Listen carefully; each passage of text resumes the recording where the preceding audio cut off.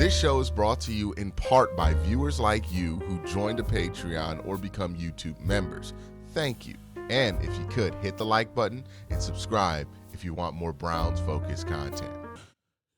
Should Shedeur Sanders play this week versus the Baltimore Ravens? I think there's a lot of people who would say yes. I think there's some people who would say no. I'm probably in the minority of most people where I would say I don't think I want to see Shedeur just yet. Not because I don't think he is like in line to get an opportunity. Dillon Gabriel has not been impressive while he's been out there. And if the Browns decided to bench Dillon Gabriel, that would be a fully justifiable decision. At this point, it would have been a fully justifiable decision if they did it at the bye week. And if they would have done it at the bye week, I would have been all for it. Put in Shedeur, see what his back's like, make sure his back wasn't hurting anymore, and then have him play against the Jets and see what he could do with that opportunity. But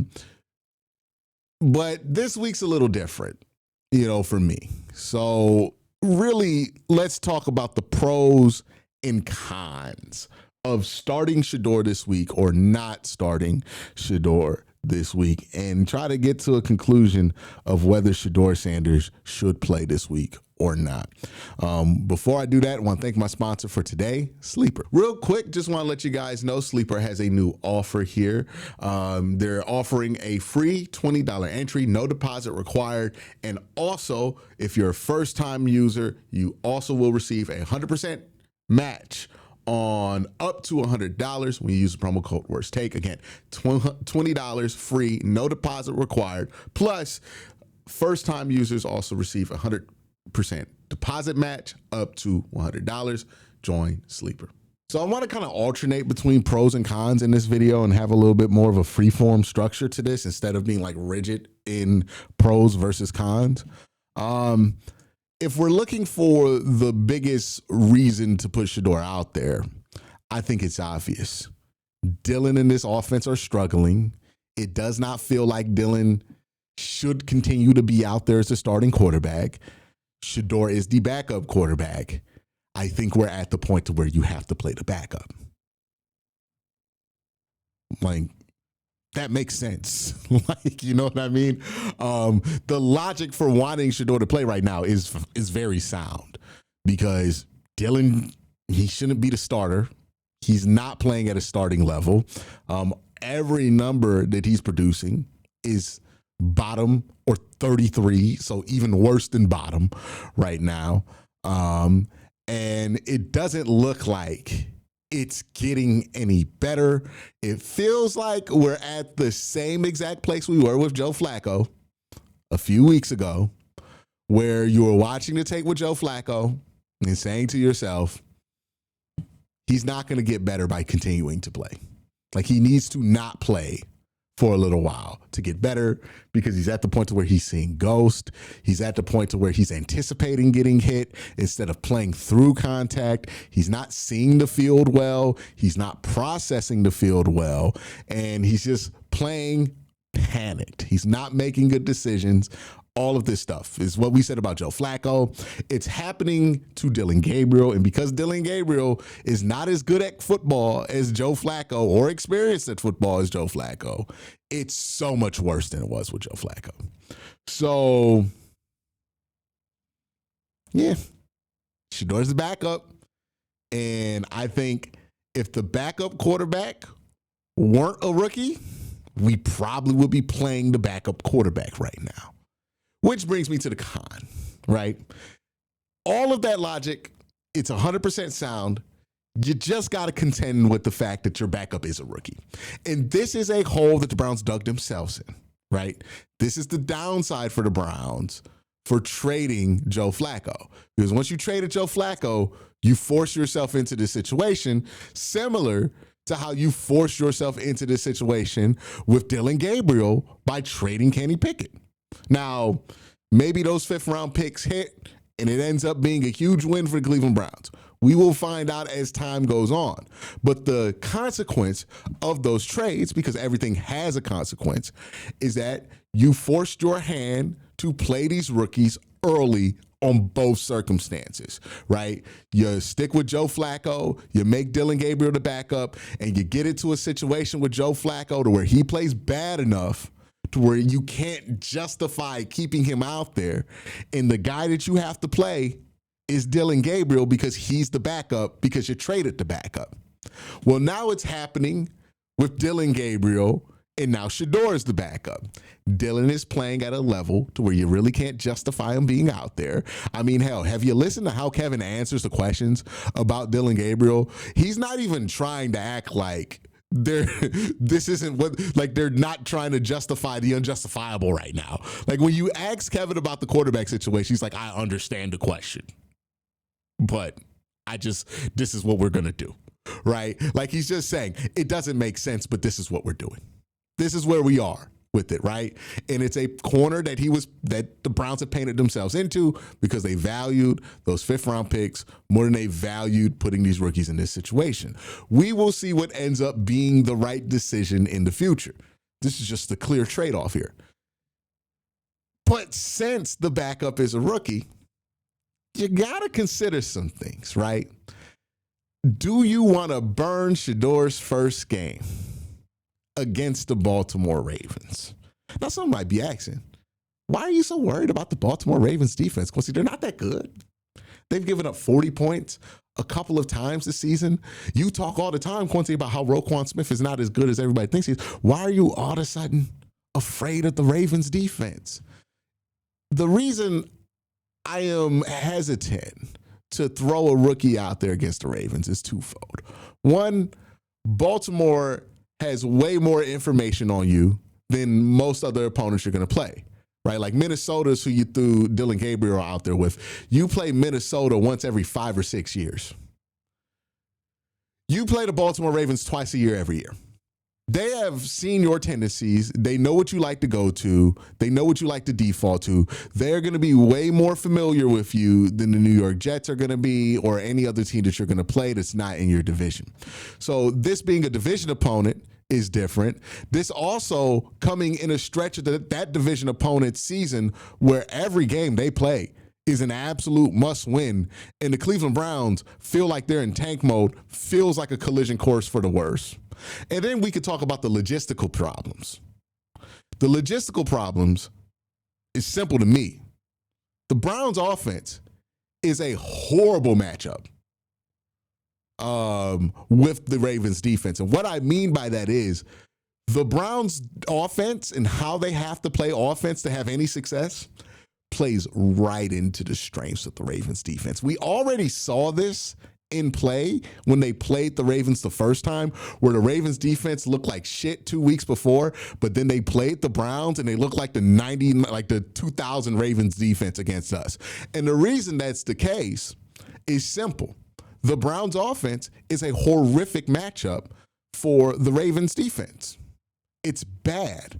They play right into the Ravens' strengths. Here's what I mean by they play right into the Ravens' strengths. What you want to do against the Ravens is put, let's say this dot here is Roquan Smith. You want Roquan Smith to have to cover a lot of space because Roquan Smith is big and he's not fast, right? He's not fast. That's Roquan Smith.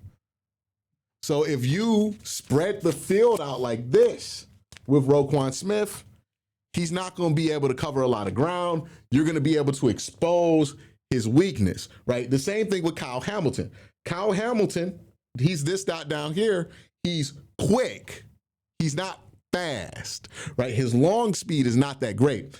So Kyle Hamilton can cover a small area of grass really well because he's super quick. But if you ask him to cover a lot of space, you can neutralize the effect of Kyle Hamilton. So that's what works against the Ravens. If you're able to spread them out, force them into some more problematic personnel packages where they have, more corners on the field, and then they have to play and rely on Trenton Simpson and all these other shitty linebackers that they have underneath Roquan Smith to do stuff. That's where you can hurt the Ravens. The problem is the Browns don't play a spread out offense. The Browns offense is a bit more condensed. So instead of this play being wide, this play is narrow.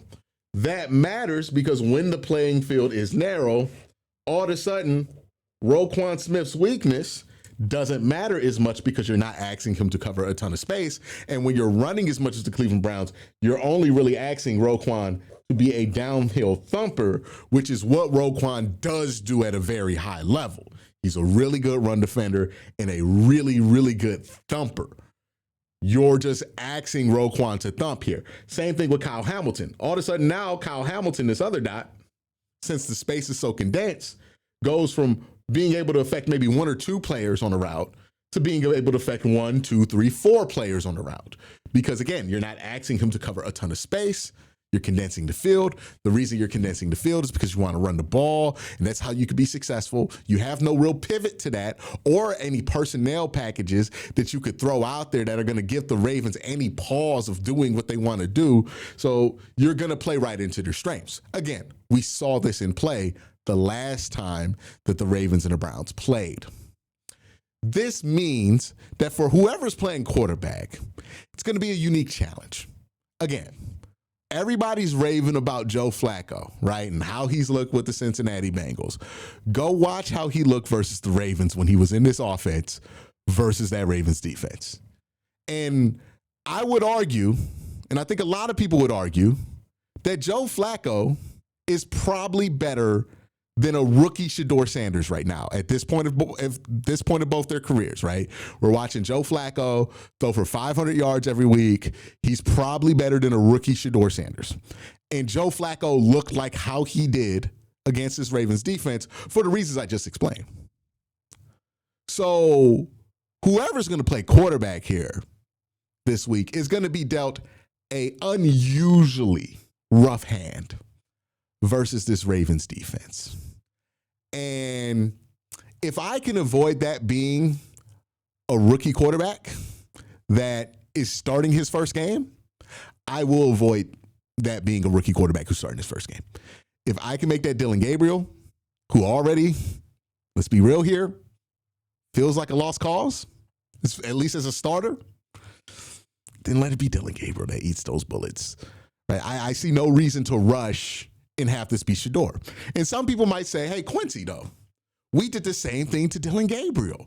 Dylan Gabriel had to play against the Minnesota Vikings, And I would ask this question in return. Do we think the Dylan Gabriel thing is going well? We're talking about benching him already.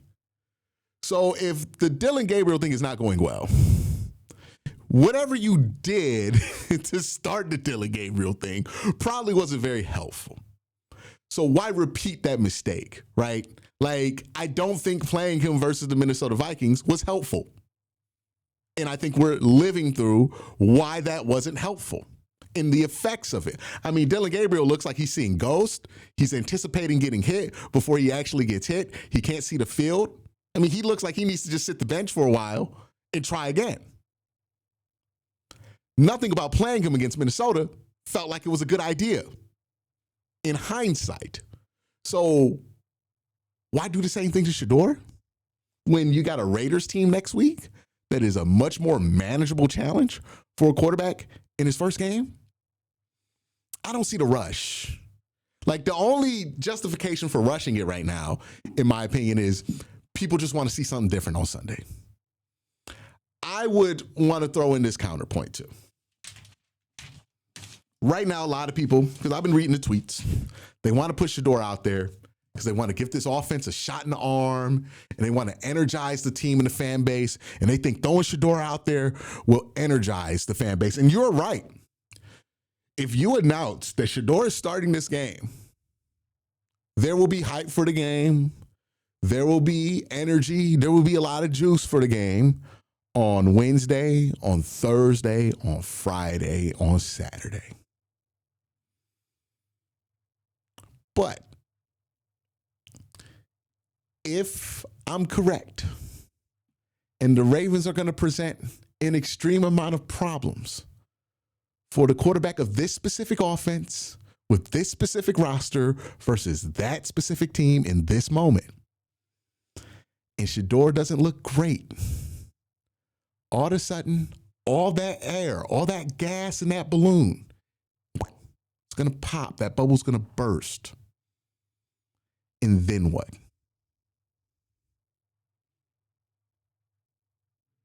Then what's going to give the team a shot in the arm? Or you can wait a week, give the team a shot in the arm against the Raiders, and maybe that shot in the arm has a chance to have some success on the field, and that can actually be sustained over the rest of the season. Let me put it like this, and please answer this question honestly. Do you think that Shedeur Sanders is better right now in his rookie year than Joe Flacco? The reason I asked that is, one, we watched him at camp, and the consensus opinion, even amongst some of the people who want Shedeur to play right now, was that Joe Flacco was clearly better than both of the rookies and Kenny Pickett. Now, again, Shedeur's had a whole 10 weeks now to maybe catch up. But, you know, I remember being down there at camp. It wasn't really close between the rookies and Joe Flacco. And we're watching Joe Flacco play right now. It doesn't look like it's close between the rookies and Joe Flacco. Now, again, we haven't seen Shedeur, so maybe Shedeur has made up all that ground. But first, ask yourself that question.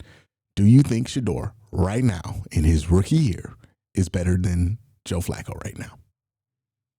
The reason I ask that question is we saw Joe Flacco with the problems I presented in this video for the Browns offense against the Ravens defense look terrible versus that Ravens defense. And the issue was there just wasn't a lot of opportunity for success. And if I'm going to throw a rookie quarterback out there for their first start, I would want to avoid putting them out there in a situation where you know that the opportunities for success are going to be very, very thin and very, very small. Maybe try to start them the week after. Now, you might be watching him in practice and you say, hey, he can make those small window throws and he's going to make the most of those opportunities. If that's the case, then play him. But you got to ask yourself that question. Do you feel like he's better now than Joe Flacco right now? If the answer to that question is not an instantaneous hell yes, then you got your answer for what you should do this Sunday, which is not play him.